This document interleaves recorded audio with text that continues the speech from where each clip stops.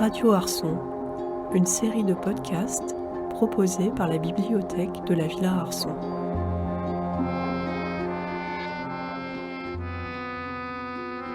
Bonjour, nous sommes le mercredi 18 octobre, il est 16h10. Je suis en direct de Radio Arson, enfin pas en direct à vrai dire puisque c'est un podcast. Et j'ai l'honneur et le plaisir aujourd'hui de parler avec David Hart, artiste canadien qui est à Nice à la Villa Arson dans le cadre de l'enseignement écologie numérique et dans le cadre d'un workshop itinérant dans plusieurs écoles d'art en France, grâce à un montage organisé par l'Andea et financé par la Ford Foundation. David, hi, would you like to introduce Voulez-vous vous yourself présenter briefly rapidement and et talk parler a un little peu de bit votre about your travail? work? Je m'appelle David Hart, je suis un artiste visuel. J'ai une pratique basée sur la recherche. Je suis également professeur à l'Université de Pennsylvanie dans le département des arts visuels. Thank you. So you wrote an essay in your last exhibition catalogue about the issue of terraforming. Dans le catalogue de votre dernière exposition, vous avez écrit un essai sur la question de la terraformation. En fait, le paysage est une notion clé dans la plupart de vos travaux, qu'il s'agisse de votre travail vidéo ou de votre travail photographique, et vous envisagez le paysage d'un point de vue historique. Comme vous l'avez dit, vous êtes un artiste-chercheur, votre pratique est basée sur la recherche, et votre dernier catalogue est une merveilleuse présentation de la collection de photographies du peintre Frederick Church. Et je voulais vous interroger sur cette notion de terraformation que vous utilisez pour décrire comment les êtres humains façonnent le paysage, mais d'un point de vue colonial. Habituellement, cette notion est utilisée en pensant au futur. Mais vous nous rappelez que la terraformation appartient aussi à l'entreprise coloniale, en ceci qu'elle adapte l'environnement à des besoins spécifiques plutôt que de s'adapter à l'environnement. Donc la terraformation appartient au continuum de la colonisation et vous retournez cette notion sur elle-même, pour ainsi dire. Donc puis-je vous demander comment ce changement de perspective vous est venu? Bien sûr, et je vais aussi présenter le contexte de l'exposition.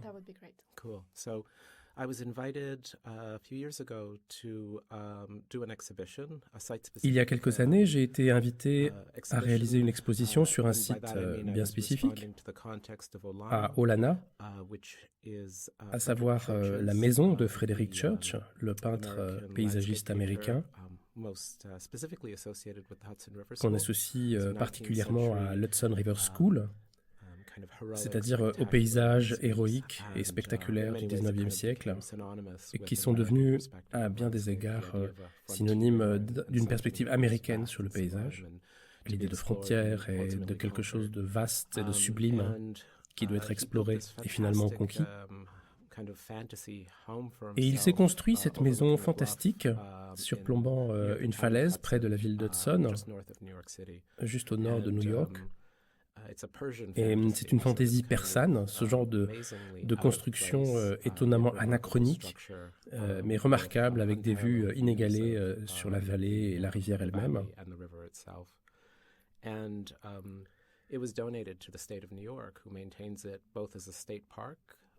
Elle a été donnée à l'État de New York, qui l'entretient à la fois comme un parc d'État, un parc d'une centaine d'hectares.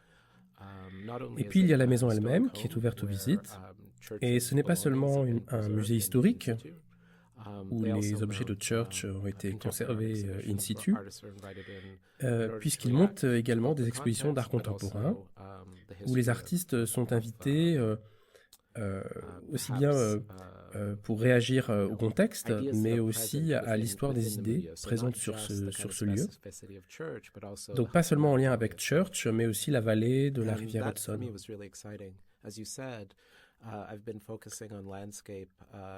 Pour moi, c'était vraiment passionnant.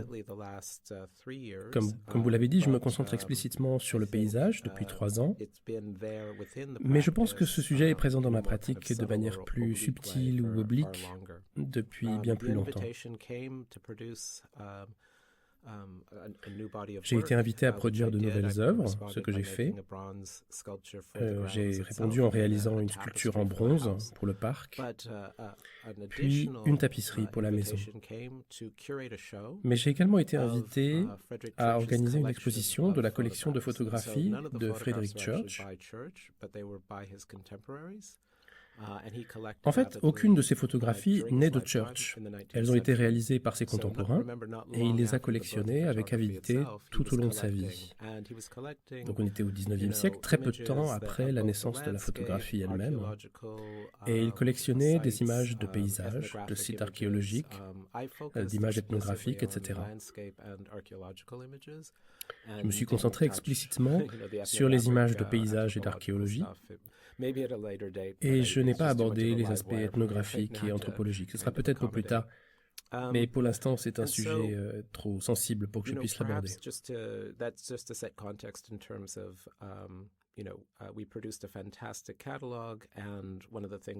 Pour situer le contexte, nous avons produit un catalogue fantastique auquel j'ai contribué par l'écriture d'un article, en plus de mon rôle de commissaire de l'exposition. Et ils ont fait preuve d'une grande générosité, d'une grande ouverture d'esprit lorsqu'ils ont lancé l'invitation. Plutôt que de se contenter d'organiser une exposition mettant en valeur certaines des images les plus importantes de la collection, ils m'ont permis de travailler à partir d'un point de vue très proche de mes recherches.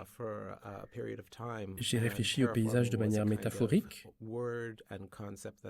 depuis un certain temps, et la terraformation était un mot, un concept qui m'attirait pour essayer de trouver des moyens de démontrer l'action humaine dans la formation d'un paysage, mais aussi la manière dont il est le reflet d'une sorte de culture hégémonique et comment il y a ces séries d'effacements qui se produisent. Ainsi, une communauté s'installe dans une région particulière, elle s'y établit, elle plante peut-être des cultures, elle peut planter une forêt ou couper la forêt existante pour construire des habitations. Mais ce qu'elle fait, c'est qu'elle façonne très soigneusement la terre qui l'entoure. Et il y a un certain nombre de facteurs différents qui peuvent entraîner le déplacement ou la disparition de la communauté. Il peut s'agir d'une diaspora ou d'un peuple nomade, ou d'un peuple qui ne s'installe à un endroit qu'un certain temps, d'un conflit, d'une guerre ou d'une nouvelle force colonisatrice qui s'établit, mais aussi d'une catastrophe naturelle.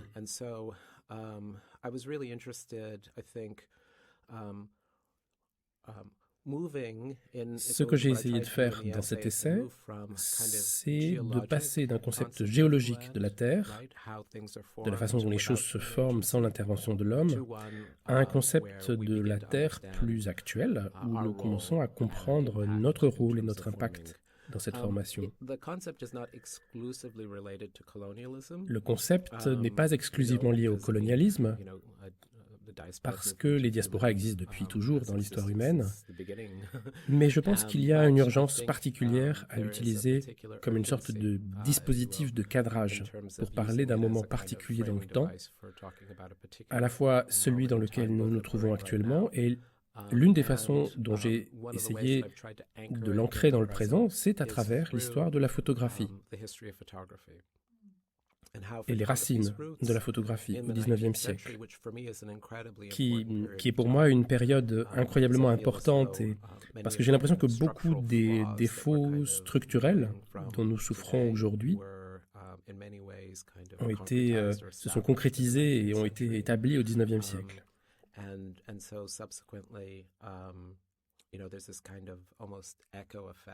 Donc il y a une sorte d'écho, un effet d'écho qui me permet d'utiliser des artefacts de cette époque pour essayer de comprendre leur manifestation ou leur trajectoire en termes d'influence aujourd'hui. in that sense, the terraforming and its relationship to photography, perhaps. En ce sens, la terraformation et sa relation avec la photographie consiste peut-être à considérer la photographie davantage comme un outil analytique que comme un outil esthétique. Et donc à voir comment la photographie a été très tôt au service de domaines comme l'archéologie, l'anthropologie, la philologie, la cartographie, donc des modes d'analyse et d'enregistrement des différents aspects du développement des connaissances scientifiques sur le terrain et de les organiser et de les structurer.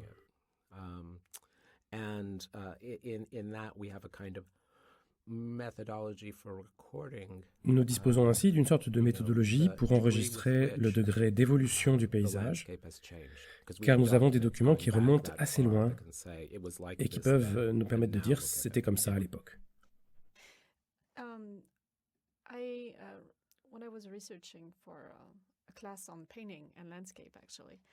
En faisant mes recherches pour préparer un cours sur la peinture et le paysage, j'ai trouvé un article interdisciplinaire sur l'évaluation de la peinture de paysage du XIXe siècle pour la recherche écologique.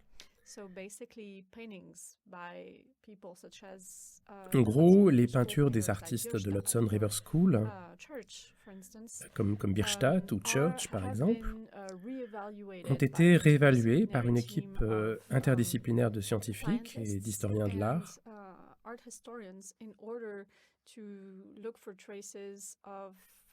afin de rechercher des traces d'espèces végétales endémiques.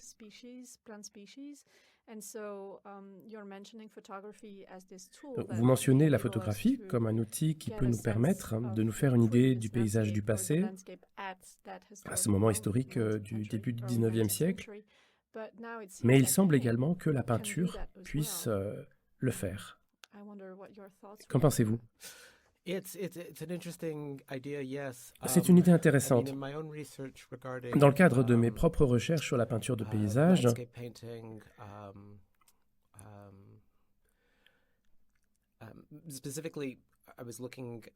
j'ai étudié non seulement la peinture, mais aussi les tapisseries. Et pour moi, il y a une grande différence entre les études botaniques, qui tentent d'atteindre une certaine précision, et la peinture.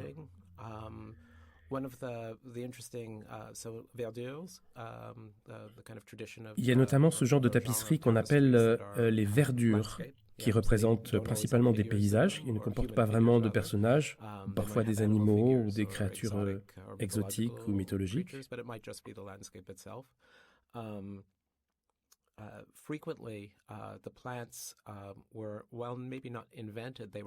Souvent, les plantes ne sont pas inventées, mais elles sont en quelque sorte hybrides. C'est-à-dire que l'on peut avoir une feuille qui appartient à une espèce et une fleur d'une autre. Ou encore, on peut avoir différents stades de la vie d'une même plante en même temps, alors qu'en réalité, ils se produisent à des saisons différentes. Un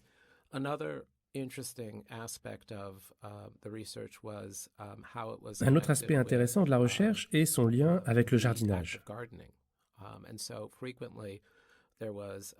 Il y avait souvent un commerce de semences et de plantes qui circulaient.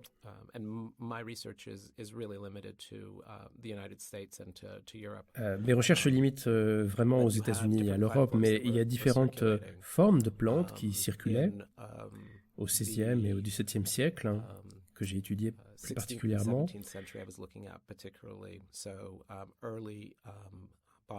Et les premiers botanistes ou naturalistes, Carolus Clusius et plus tard Linné, étaient activement impliqués dans le commerce de plantes et de graines avec leurs pairs.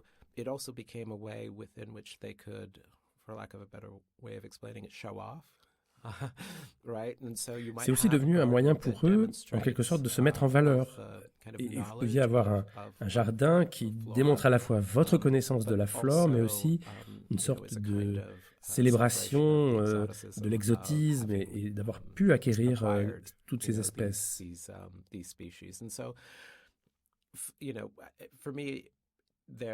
painting as a result and tapestry as well are Donc pour moi, les peintures et les in terms tapisseries of sont their suspectes ability because they have slightly different agendas simultaneously, parce right? qu'elles So poursuivent des part of it is objectifs kind légèrement of différents Chanel en kind même of temps. recording of, and Church was hyper rigorous in terms of traveling to different milieux Church était and extrêmement recording rigoureux the pendant ses voyages dans flora. différents milieux, dans But he wasn't l'enregistrement de la necessarily flore concerned with indigène, it being endemic, mais il n'était right? pas It was nécessairement there, but it préoccupé might par have le been fait qu'elle soit imported endémique. as well.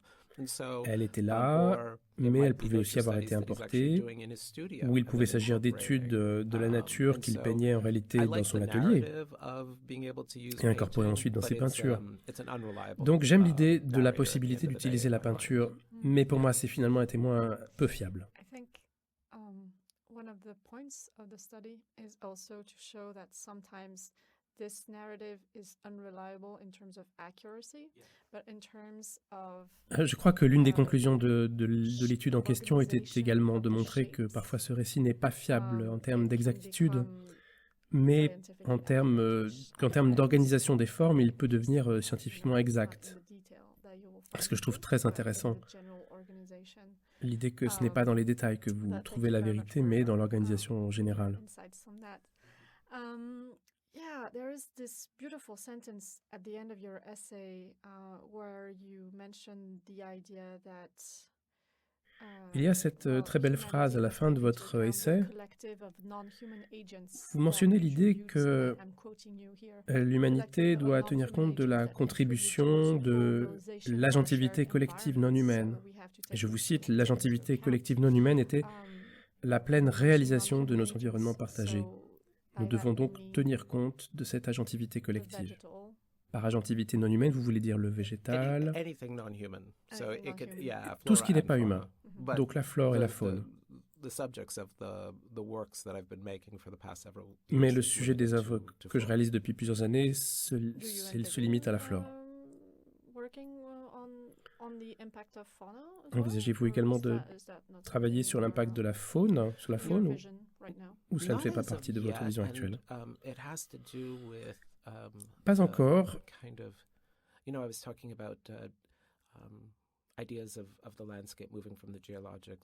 Je parlais de l'idée de paysage qui passe de la géologie à l'action humaine, ce qui est pour moi un élément essentiel dans une grande partie du travail que je fais en ce moment.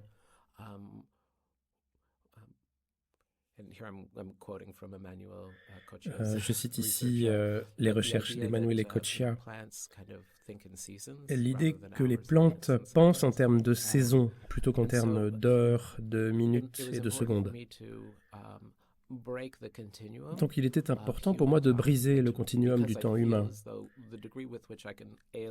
parce que je sens à quel point je peux m'aliéner et aliéner le spectateur dans la reconnaissance de quelque chose dans notre propre spectre d'existence et les faire basculer dans quelque chose d'autre, une autre façon de voir et de reconnaître l'être.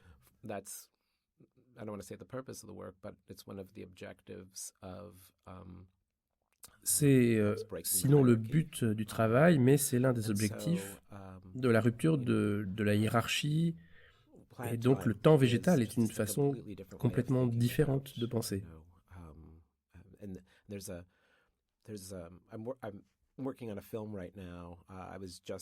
Par exemple, je travaille sur un film en ce moment. J'étais en Afrique du Sud pour les dernières semaines de tournage. Et la technique que j'ai utilisée est le time-lapse. Alors j'étais de retour depuis quelques jours à Philadelphie, où j'ai regardé certains des rushs, et j'ai eu cette impression bizarre d'une accélération. En fait, pour enregistrer 7 secondes d'image, il me fallait là-bas entre 8 et 10 minutes d'immobilité et d'observation. Et pour moi, c'est exactement le genre de fissure ou de schisme que j'essaie de mettre en avant. Juste à l'expérience de l'être dans un mode différent. Frederick Church's estate is a wonderful Le domaine de Frederick Church est un lieu merveilleux, exubérant, et son projet même était complètement extravagant. Dans votre essai, vous décrivez très bien comment il façonnait véritablement le paysage. Il creusait, construisait des routes. Il ne se contentait pas de planter des choses. Donc il s'agit clairement d'un jardin des riches. Vous avez réalisé une autre pièce qui s'appelle For Everyone a Garden, un jardin pour tous, où il s'agit clairement d'un type de jardin très différent. Pourriez-vous nous parler de cette autre pièce? Bien sûr, et je pense que je pourrais aussi parler un peu du travail récent qui a un titre lié à tout cela. J'avais l'habitude de travailler sur des projets singuliers où je traitais un sujet dans une pièce et puis je passais à autre chose. Et je me suis rendu compte que je laissais de côté beaucoup de modes potentiels, de matérialisation, de dimension du sujet. Je me suis rendu compte que je devais trouver un moyen de passer plus de temps à penser à une chose et à manifester par le travail. Donc, l'histoire est comme le premier projet que j'ai fait, qui était pluriannuel. Et s'est manifesté au cours d'un cycle de 3 corpus d'œuvres distincts autour de l'idée de jardin. La première itération a été réalisée pour le musée d'art de Cincinnati.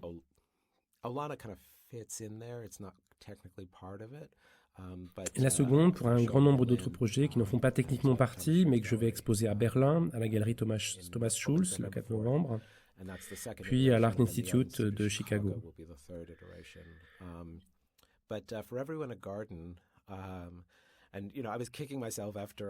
Mais concernant For Everyone a Garden, d'ailleurs je me suis un peu mordu les doigts d'avoir intitulé l'œuvre actuelle de cette manière. Je me suis dit qu'il y avait quand même des manières un peu plus créatives dans la langue anglaise de dire ça. Mais For Everyone a Garden est en fait le titre d'un livre de Moshe Safdie. Et je pense que je réfléchissais à l'idée du paysage et de l'environnement intégré en tant que milieu démocratique.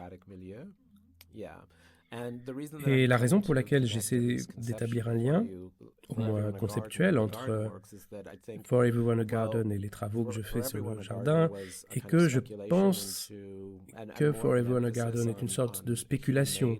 Il mettait davantage l'accent sur les structures créées par l'homme, en particulier en relation avec Safdie et son programme de construction de logements publics abordable et architecturalement significatif.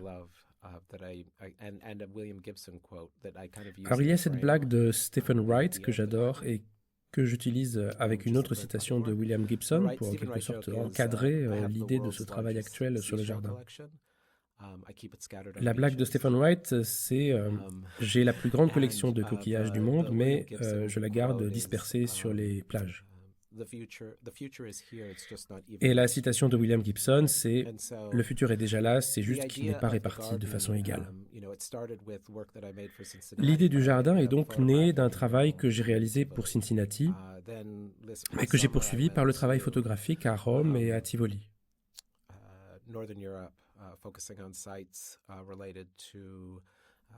L'été dernier, je suis allé en Europe du Nord pour me concentrer sur des sites liés aux graveurs allemands du 19e siècle, Wilhelm Kolbe et le Suisse Adrian Zing, mais aussi aux naturalistes, comme je l'ai mentionné, Clusius et Linné.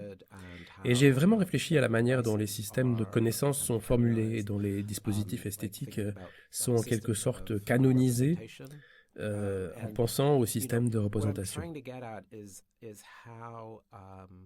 Ce que j'essaie de comprendre, c'est comment ces structures sont créées et mises en œuvre, et puis deviennent en quelque sorte standardisées, de sorte que rien n'existe sans un agenda sous-jacent. Comment pouvons-nous commencer à déconstruire les mécanismes actuels de classification et d'imagerie ? Une partie de mon travail consiste à retourner sur les sites où beaucoup de ces idées ont été en quelque sorte élaborées, Donc je me suis rendu dans le nord de l'Allemagne, sur les sites où Zing et Wilhelm Kolbe ont formulé leurs idées. Et je me suis également rendu dans des sites comme Uppsala en Suède et aux Pays-Bas où Clusius et Linné étaient actifs.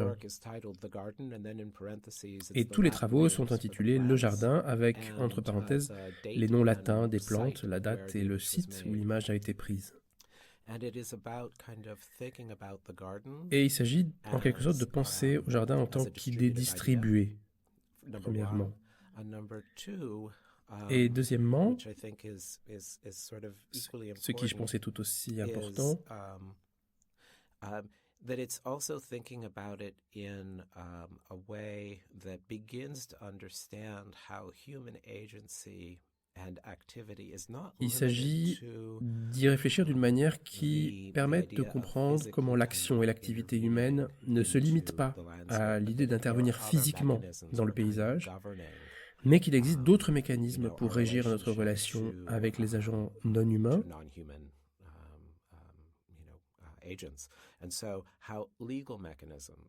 Et donc les mécanismes juridiques, ou les réseaux de transport, ainsi que tout autre type de moyens par lesquels nous définissons et distribuons les aspects du paysage. C'est un aspect fondamental de ce travail. Tiers paysage, it's obviously borrows from the phrase tiers état. En français, il y a un concept, tiers-paysage, qui s'inspire de l'expression tiers-état dans l'Ancien Régime, avant la Révolution française. Le tiers-paysage est un concept qui a été créé dans les années 2000 et qui a été utilisé pour décrire les paysages qui ne sont ni entièrement urbains ni agricoles, et qui sont essentiellement ces espaces laissés à eux-mêmes et négligés, en particulier parfois des espaces post-industriels. Cela peut être par exemple le bord d'une voie ferrée, près d'une gare. En gros, ce sont des sortes d'interstices entre l'urbanisation et les espaces agricoles.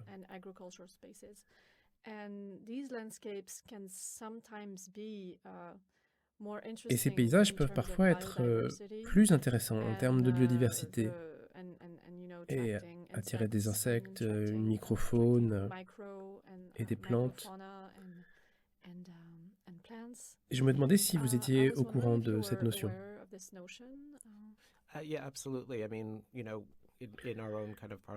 Absolument. Dans notre propre jargon, nous parlons d'espaces liminaux.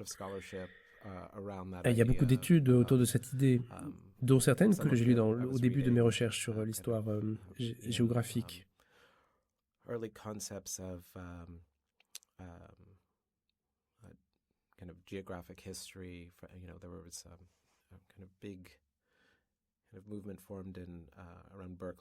Il y a une sorte de grand mouvement qui s'est formé autour de Berkeley à la fin des années 60, où l'on pensait précisément à ce genre d'espace.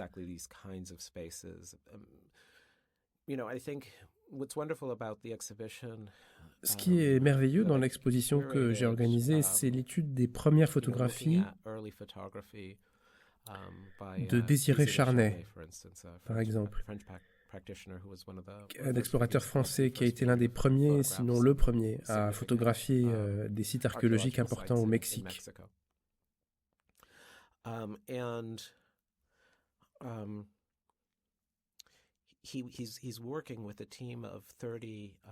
Il travaillait avec une équipe de 30 travailleurs indigènes qui voyageaient avec lui, qui débroussaillait les sites, parce que les ruines étaient tellement envahies par la végétation qu'on ne pouvait pas voir les structures. Et il passait beaucoup de temps à enlever toute la matière végétale avant qu'on puisse voir et photographier les sites eux-mêmes. Et tout cela suggère que la raison pour laquelle j'ai mis l'accent sur la question du temps est que je pense que tous les sites sont essentiellement liminaux. Nous ne les rencontrons qu'à l'intérieur de notre propre espace temporel, mais l'acte d'entretenir un lieu, que ce soit par le biais de restrictions légales ou d'une présence physique active dans le paysage, vise à maintenir à distance les forces qui finiraient par le coloniser, que ces forces soient culturelles ou végétales.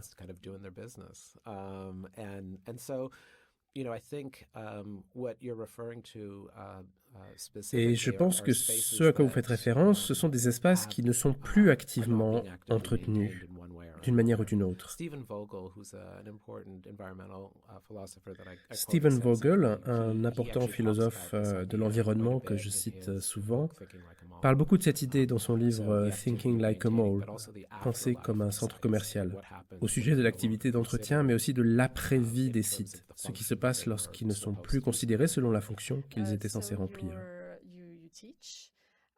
Vous êtes enseignant et lors d'une interview, vous avez mentionné l'importance de cette activité dans votre propre pratique artistique. Je voulais vous demander en quoi votre pratique artistique influence votre enseignement et vice-versa.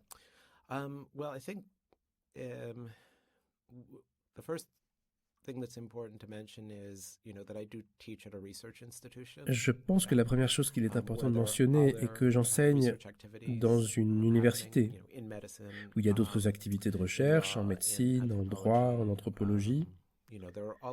Il y a tous ces autres domaines qui s'engagent dans une recherche active et dans la production de connaissances.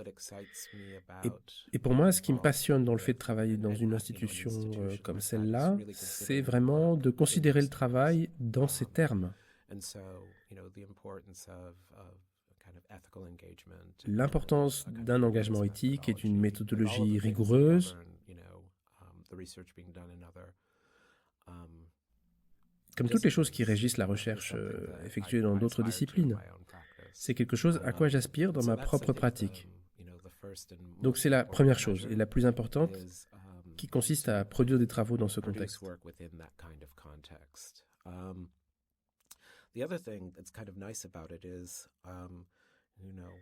L'autre aspect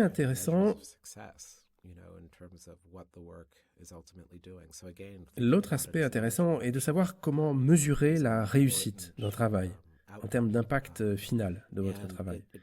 Penser à la production de connaissances est un résultat important et je pense que cela nous éloigne d'une pensée plus conventionnelle sur notre production artistique qui est plutôt habituellement associée au marché ou même aux musées et aux galeries, si tant est qu'on puisse les distinguer brièvement du marché proprement dit. Ce qui me donne un peu d'indépendance sur la façon dont je pense au travail et dont je juge si une chose est réussie ou non.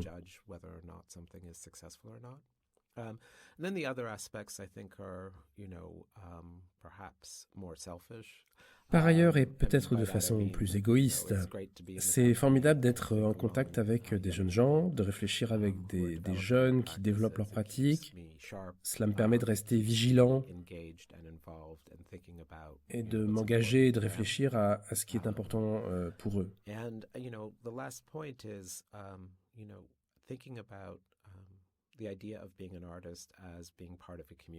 Enfin, je pense à l'idée d'être un artiste en tant que membre d'une communauté, plutôt qu'à ce qui est généralement associé à la vie d'un artiste, c'est-à-dire une sorte de figure isolée.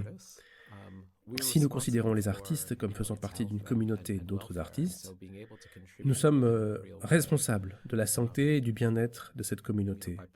Et par conséquent, nous devons être capables de contribuer de manière réelle en participant au développement des jeunes artistes. Pour moi, c'est une fonction critique, comme je l'ai dit, de l'aide à la subsistance de cette communauté. Je suis heureuse que vous parliez de la santé et des moyens de subsistance de la communauté, d'autant plus que j'ai lu dans l'une de vos interviews que l'un de vos cours à UPenn s'intitulait « Défense contre les arts obscurs, contre les arts noirs », ce qui est évidemment un jeu de mots. Est-ce que je peux vous demander ce que vous enseignez dans ce cours?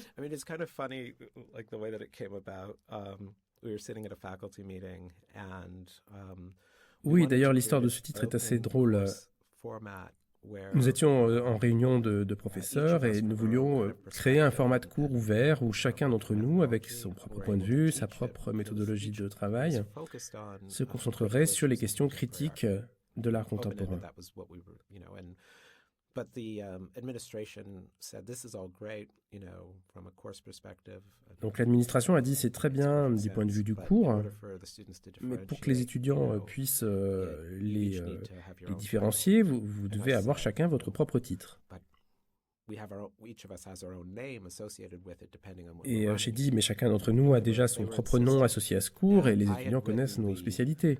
Mais ils ont insisté et j'avais déjà écrit le plan du cours et donc je pense que j'étais un peu frustré aussi. Nous étions assis à cette réunion à la faculté, tout le monde avait ces titres géniaux qu'ils avaient préparés à l'avance. Et puis le président m'a demandé, et j'ai répondu vraiment sans réfléchir, défense contre les arts obscurs. Donc je m'attendais à ce que quelqu'un dans la salle éclate de rire, mais personne n'a ri. Et les gens ont plutôt réagi en disant « Oh, c'est génial, c'est brillant, vraiment pertinent ». Alors je me suis dit « Ok, je vais juste garder ce titre pour le moment ». Et puis il est entré dans le livret des études et il y est depuis 5 ou 6 ans maintenant. J'espère que J.K. Rowling ne sera jamais mise au courant.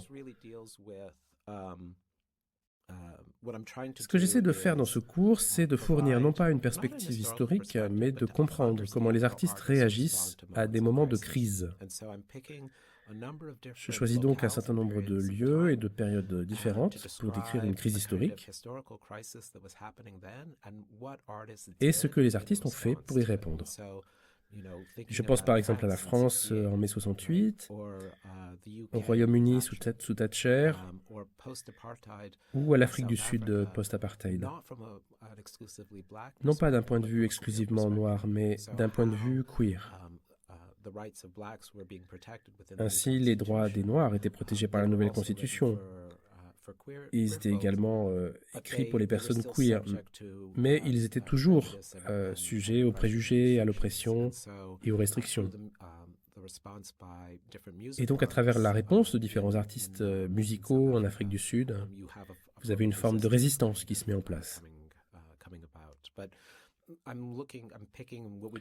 Ce que nous faisons dans ce cours, c'est un certain nombre de lectures autour de ce moment historique, en regardant la production artistique. Et ce n'est pas exclusivement de l'art visuel. Je regarde aussi l'édition, je regarde la musique, je regarde l'architecture. Et comment chaque type de communauté répond à ce moment critique dans un lieu spécifique. La première moitié du cours est consacrée à l'étude de 7 ou 8 exemples différents qui commencent en 68 et se terminent, je crois, au milieu des années 2000. Et la seconde moitié du cours permet aux étudiants de choisir leur propre moment et leur propre milieu et de faire une présentation de leurs résultats de recherche. Selon vous, comment les jeunes artistes actuels réagissent à la crise climatique ou encore à la crise migratoire? What's unique about each of the examples that I provide is that it's, and I think just to kind of differentiate something. Ce qui est unique dans chacun des exemples que je donne, c'est qu'il s'agit, je pense, de différencier quelque chose qui est une crise mondiale et qui peut parfois donner l'impression de se produire à distance, de quelque chose qui est une crise locale, affectant votre propre bien-être. Donc pour moi, ça ne correspond pas nécessairement à un sentiment d'urgence, mais plutôt à un sentiment d'intimité.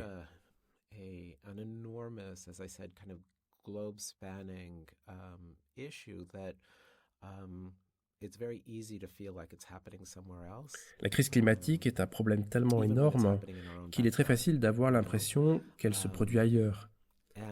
Même quand elle se produit dans votre propre jardin.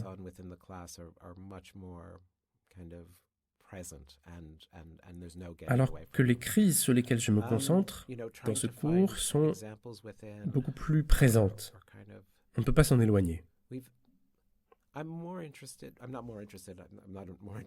sûr, les deux exemples que vous venez de citer sont extrêmement importants. Mais si j'ose dire, je m'intéresse à autre chose.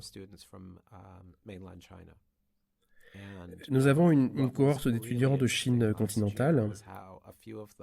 Et ce qui était vraiment intéressant l'année dernière, c'est que certains d'entre eux, qui n'avaient jamais exprimé de conviction politique jusque-là, ont commencé à faire un travail très critique.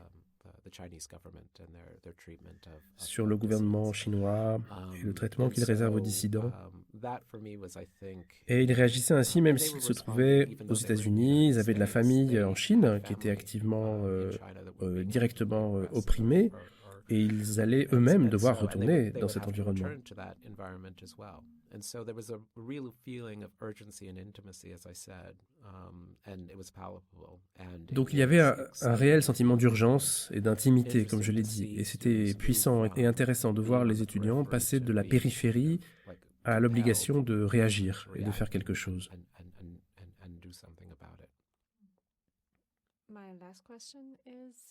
Ma dernière question est la suivante. En quoi votre parcours de résidence itinérante fait-il partie de votre recherche artistique et qu'attendez-vous avec le plus d'impatience? Yeah, I mean, so I taught a class last semester called If Night is a Weed, Then Day Grows Less. J'ai donné un cours le semestre dernier intitulé Si la nuit est une mauvaise herbe et que le jour pousse moins. L'un des vrais privilèges d'enseigner à peine est que si je décide d'organiser un cours, je peux le faire à tout moment et il peut être issu de mes recherches actuelles. Je n'ai pas besoin de passer par tout un processus d'approbation ou de demander la permission à qui que ce soit. Je peux immédiatement inscrire ce cours. Bon, bien sûr, il faut que les étudiants disposent d'un délai suffisant pour pouvoir s'inscrire, mais tant que c'est 2 ou 3 mois avant le début des cours, tout va bien.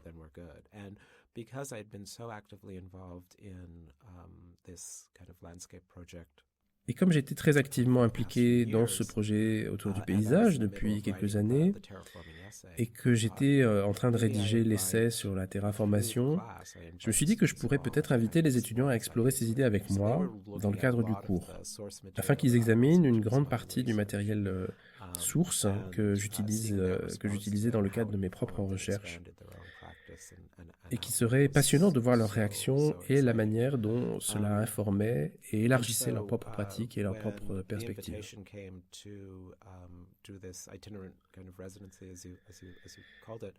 Ainsi, lorsque j'ai été invité à effectuer cette résidence itinérante, comme vous l'avez appelée, j'étais encore en train de réfléchir à ces idées. Et le fait de voyager à travers les paysages français m'a fait rechercher des choses sur la mission héliographique. C'était l'un des premiers travaux photographiques que j'ai étudiés dans le cadre de mes recherches. Et venir en France et être capable de réfléchir aux idées de paysage en utilisant une partie de ce matériel source original, et aussi être capable d'utiliser le paysage existant que les photographies représentent, mais il y a 150 ans, était une formidable opportunité. L'autre aspect merveilleux de cette résidence, c'est qu'elle m'emmène à travers des régions géographiques et au patrimoine historique très différents en France.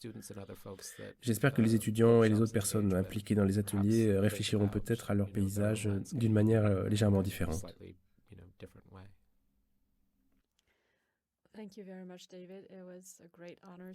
Merci beaucoup, David. Ce fut un honneur de parler avec vous aujourd'hui.